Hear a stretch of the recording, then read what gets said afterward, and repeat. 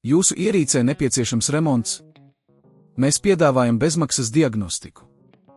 Mēs paņemam un piegādājam tieši pie jūsu durvīm bez zvaniem vai braukšanas.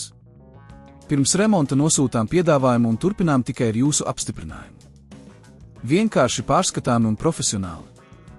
Saite aprakstā. Lai nomainītu Dyson SV12 motoru, jums būs nepieciešami daži rīki un nedaudz pacietības. Šajā pamācībā mēs soli pa solim izskaidrosim, kā veikt šo uzdevumu, lai jūs varētu atgriezties pie tīrīšanas.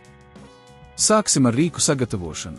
Jums būs nepieciešams skrūvgriezis, jauni motoru komponenti un, ja nepieciešams, arī zeķe, lai pasargātu motoru no putekļiem.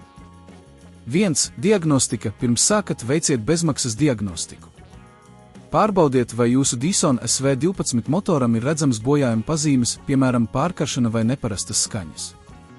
Ja nepieciešams, sazinieties ar profesionāļiem, kuri var sniegt padomus un ieteikumus. 2. Sagatavojiet darba vietu. Izvēlieties labi apgaismotu un plašu vietu, kur veiksiet remontu.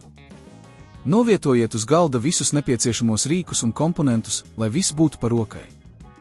3. Atvienojiet putekļu sūcēju. Pirms jebkādu remonta darbu uzsākšanas, pārliecinieties, ka putekļu sūcējs ir atvienots no strāvas avota. Tas ir ļoti svarīgi, lai nodrošinātu jūsu drošību.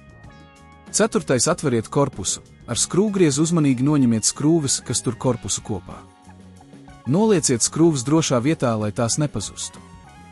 5. Noņemiet veco motoru. Kad korpuss ir atvērts, uzmanīgi izņemiet veco motoru.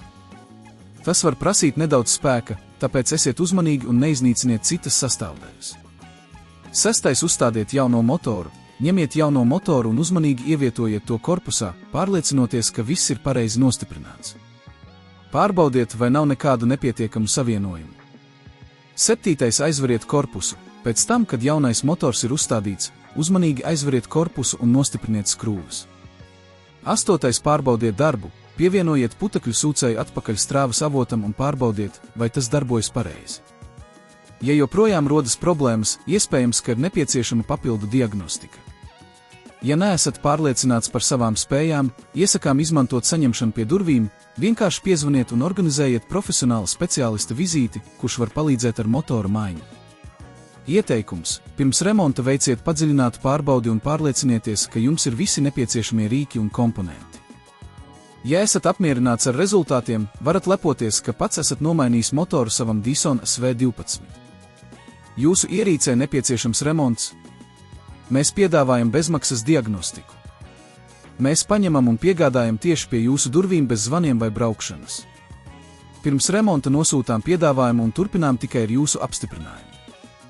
Vienkārši pārskatāmi un profesionāli. Saite aprakstā.